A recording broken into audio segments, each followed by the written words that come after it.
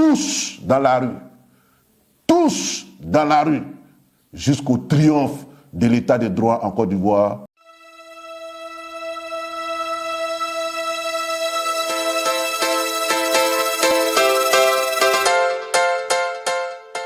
Communiqué officiel du Front commun ce 16 octobre 2025. Damana Picasse s'adresse aux Ivoiriens. L'heure est grave. Suivons ensemble. Déclaration du Front commun. Le Front commun, PPACI, PDCI RDA et leurs alliés RGPS, FPI, URD voudraient par ma voix vous adresser leurs salutations les plus chaleureuses. Camarades militants, camarades militantes, depuis le 11 octobre 2025, nous sommes entrés dans la phase active de notre lutte contre la violation de notre Constitution pour l'avènement d'un état de droit qui garantisse les libertés individuelles et collectives dans notre pays. Ce 11 octobre 2025, une marche pacifique avait été programmée qui devait nous conduire du Saint-Jean au carrefour Sokosé. Malheureusement et contre toute attente, cette marche a été interdite, violemment réprimée. Plusieurs centaines de nos camarades ont été arrêtés, exactement 237 et écroués, quand d'autres ont été blessés, agressés. Des domiciles privés ont été visités et violés. C'est le lieu aussi de féliciter chaleureusement, avec une mention particulière, tous ceux qui ont répondu favorablement, malgré les intempéries et les risques, à cet appel du 11, qui est un appel de la nation. Depuis ce jour, aucun jour ne se déroule sans qu'il n'y ait des manifestations dans une localité de la Côte d'Ivoire. Bonoa, Bangolo, Akoupe, Azopé, Aferi, Yakasseme, Gagnoa, Abidjan, etc., etc. Malheureusement, ces manifestations ne vont pas sans pleurs, sans douleur, et nous enregistrons des pertes en vie humaine. À Bonoa, un manifestant, Alouan Ernest, a été froidement abattu d'une balle tirée à bout portant qui lui a ôté la vie. À Gagnoa, un jeune élève dans la fleur de l'âge a été mortellement percuté par un véhicule de la police nationale. Mais ce qui est le plus affligeant, ce qui est le plus pitoyable, c'est la mort de ce bébé, un être innocent, que la mort est allée trouver chez lui à la maison, où des gaz lacrymogènes ont été tirés dans la région de la main, et ce bébé est mort suffoqué. Ça aurait pu être le bébé de l'un d'entre nous. Ça aurait pu donc être notre famille. Et c'est vraiment triste. C'est le lieu d'attirer l'attention de nos forces de l'ordre, nos forces de défense et de sécurité. Elles ne doivent pas nous traiter en ennemis. Nous ne sommes pas les ennemis de l'armée ivoirienne. Nous ne sommes pas les ennemis de la gendarmerie ivoirienne. Nous ne sommes pas les ennemis de la police nationale. Nous sommes des Ivoiriens au même titre que tous les autres Ivoiriens des autres partis politiques. Ils ne doivent pas nous massacrer. Notre armée ne doit pas nous massacrer. Notre police ne doit pas ouvrir le feu sur nous. Notre gendarmerie ne doit pas nous martyriser, nous inspirer la peur, la terreur. Ce n'est pas leur mission. Ce n'est pas leur mission. D'autant plus que nous contribuons en tant que citoyens par nos impôts que nous payons, à les habiller et à leur doter de moyens matériels adéquats pour mener à bien leur mission régalienne. Et ils doivent mener leur mission de façon équitable à l'endroit de tous les citoyens de ce pays, fussent-ils militants ou non du parti au pouvoir. On ne peut pas tous penser la même chose. Mais ce n'est pas parce que nous ne pensons pas la même chose que nous avons vocation à être torturés, martyrisés, pourchassés. En tout état de cause, que nos agents des forces de l'ordre comprennent que leur responsabilité pénale individuelle est engagée dans les actes qu'ils posent. Et ces morts que nous avons enregistrés ne resteront pas impunis. Le Front commun et les alliés sont à la tâche. Le Front commun et leurs alliés sont à pied d'œuvre pour monter des dossiers et nous porterons plainte. Nous porterons plainte afin que les coupables soient identifiés et qu'ils subissent la rigueur de la loi. Aucun crime dans ce 21e siècle ne reste impuni dans ce village planétaire auquel nous appartenons. Nous espérons qu'à l'avenir, nos forces de l'ordre comprendront cet appel républicain, humanitaire, fraternel, et qu'ils feront leur mission selon les principes de la République. Nous avons assisté récemment à des manifestations de colère en France. Les Français ont exigé le départ de Macron. Il y a eu des affrontements, parfois violents, brutaux, des agressions sur la personne et l'intégrité des forces de défense et de sécurité en France. Mais jamais nous n'avons vu des pertes en vie humaine. Nous n'avons vu des policiers dégainer ou ouvrir le feu sur des manifestants. Quand bien même ils se sont trouvés souvent en mauvaise posture, en difficulté. Pourquoi? Ici en Afrique et singulièrement en Côte d'Ivoire, il y a cette propension à vouloir écraser les militants de l'opposition. Pourquoi il y a cette tendance à vouloir marginaliser les militants de l'opposition?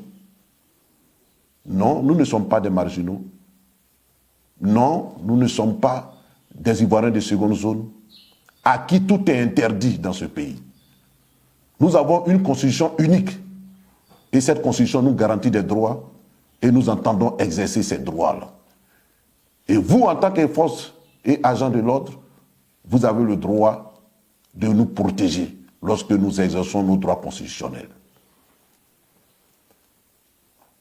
J'espère que nous avons été entendus et que, à l'avenir, de telles choses ne se reproduiront plus. Car nous sommes des frères et des sœurs, après et avant tout. Merci de m'avoir entendu. Quand la haute direction du Front commun a lancé le projet de la marche le 2 octobre 2025 pour le 11, immédiatement, quelques jours après, nous avons reçu une convocation de la préfecture de police à l'effet de nous présenter illico presto à la direction des enquêtes générales pour affaires nous concernant, pour être entendus. Je rappelle qu'à peine quelques jours auparavant, nous avions été à nouveau convoqués par le procureur de la République près du tribunal de première instance d'Abidjan, à l'effet de nous délivrer un message selon ses dires. Mais ce message n'était nul autre que des menaces qui ont été proférées à notre endroit. Le procureur de la République nous a ouvertement menacés et il a dit qu'il nous tiendrait pour personnellement responsables de tout mouvement, de toute manifestation qui aurait lieu à quelques endroits du territoire ivoirien. Nous avons demandé au procureur de la République, mais de quelle information dispose-t-il? De quels éléments dispose-t-il? Et qui fonde sa certitude que nous sommes auteurs, complices, si effectivement des manifestations avaient lieu. Il n'a pas pu répondre à cette question. Il nous a demandé de faire bon usage de ces avertissements. Et donc, quand ce 6 octobre, nous recevons, quelques jours seulement après ces menaces, quand nous recevons une convocation de la préfecture de police, nous imaginons et nous savons ce que cela veut dire. Et donc, nous n'avons pas répondu à cette convocation. Nous n'avons pas répondu à cette convocation. Nous avons décidé, en toute connaissance de cause, en toute responsabilité, de ne pas répondre à cette convocation. Car répondre à cette convocation signifiait nous rendre mains et pieds liés au régime. Répondre à cette convocation serait faire de nous-mêmes des prisonniers. Répondre à cette convocation serait donc de la capitulation. Nous avons décidé de ne pas répondre et adopter une posture de combat et de résistance. Et depuis ce jour, les forces de l'ordre sont à nos trousses. Les encagoulés sont à nos trousses. C'est la traque pour nous mettre la main dessus. Il n'y a pas longtemps encore, une seconde convocation est arrivée. Mais aujourd'hui, je suis à me demander pourquoi cet acharnement? Pourquoi ce harcèlement? Pourquoi vouloir, coûte que coûte, me mettre le grappin là-dessus, me mettre aux arrêts? Et qu'est-ce que j'ai fait? En tout état de cause, à ma qualité de coordonnateur général du comité opérationnel du Front commun, j'ai décidé de prendre mes responsabilités et de continuer le combat. De continuer le combat advienne que pourra. Et ce combat, je le mène avec vous, à vos côtés. Je n'ai pas fui. Je n'ai pas l'âme d'un fuyard. Je n'ai pas l'âme d'un traître. Je n'ai pas l'âme de quelqu'un qu'on intimide. Je vous invite donc à compter de maintenant, parce que nous allons rentrer dans la phase décisive de ce combat. Nous allons rentrer dans les moments ultimes de ce combat. Je vous invite à beaucoup plus de détermination, à beaucoup plus de volonté, à beaucoup plus d'engagement. Tous, autant que vous êtes, le Front commun vous appelle.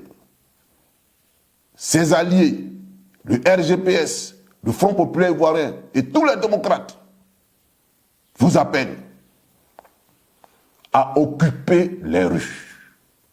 À occuper les rues pacifiquement, dans la discipline, dans l'ordre et avec un esprit républicain, comme vous avez toujours su le faire, surtout ce 9 août 2025. C'est un droit. Vous n'êtes pas en train d'enfreindre la loi. C'est un droit constitutionnel que vous exercez.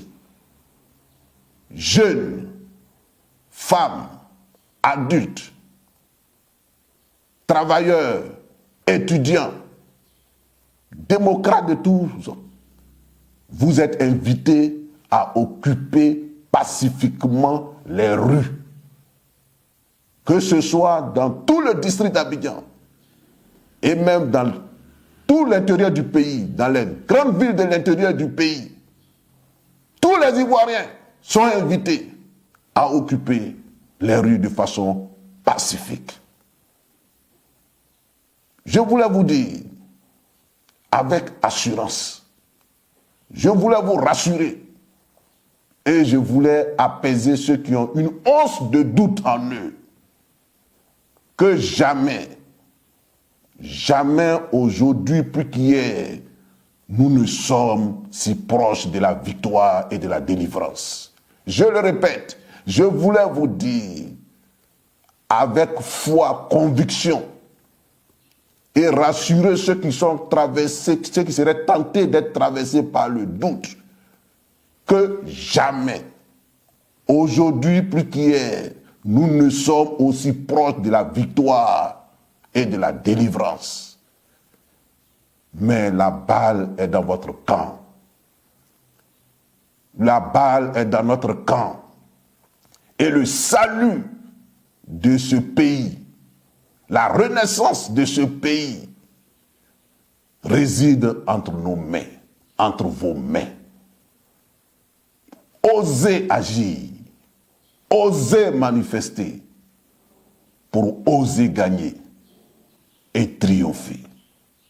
Osez agir, osez manifester pour triompher et gagner. Pour triompher et gagner. Je sais qu'en chacun de vous vibre l'esprit patriotique. Je sais qu'en chacun de vous, du plus profond de son être, veut que les choses changent en Côte d'Ivoire. Et il y a comme un appel intérieur. Un appel intérieur qui ne cesse de vous importuner, qui vous demande de faire quelque chose pour votre pays, de faire quelque chose pour votre nation. Écoutez cette voix silencieuse. Écoutez cette vibration qui secoue votre âme. C'est l'appel de la nation. C'est l'appel de la Côte d'Ivoire pour qu'elle retrouve son équilibre, pour qu'elle retrouve sa légitimité, sa légalité, pour qu'elle retrouve son âme, pour qu'elle retrouve sa joie de vivre ensemble, pour qu'elle retrouve l'état des droits qui fait que chaque citoyen, quelle que soit sa position dans le pays, respecte la loi et est soumis à la loi. Le président Laurent Gbagbo, président du PPAC, notre leader charismatique, le ministre Tidiam Thiam, président du PDCI RDA, le premier ministre Pascal Affi-N'Guessan, le premier ministre Soro Kibafori Diom et tous les leaders sont avec vous, sont avec nous dans ce combat.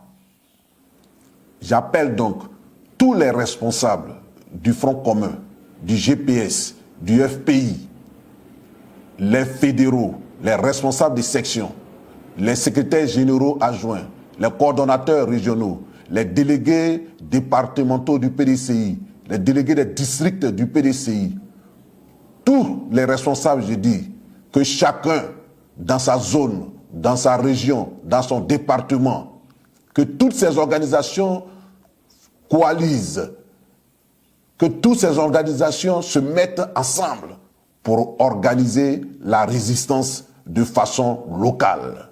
Pour la patrie, nous sommes prêts à tous les sacrifices. Pour la patrie, nous sommes prêts à tous les sacrifices. Pour la patrie, nous sommes prêts à tous les sacrifices. Haut les cœurs, tous dans la rue, tous dans la rue, jusqu'au triomphe de l'état de droit en Côte d'Ivoire. Je vous remercie.